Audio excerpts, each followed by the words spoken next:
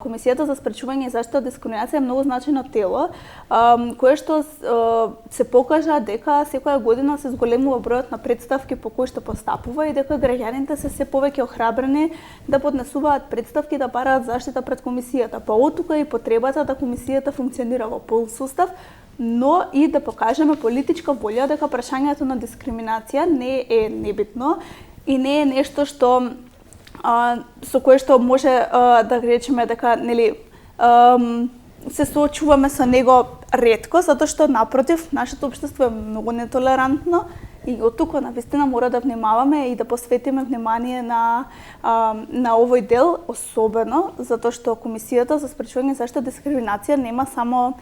функција да решава по претставки, таа може да учествува и во превентивни активности, што е многу значајно земајќи во предвид општеството во кое што живееме и проблемите со кои што се соочуваме.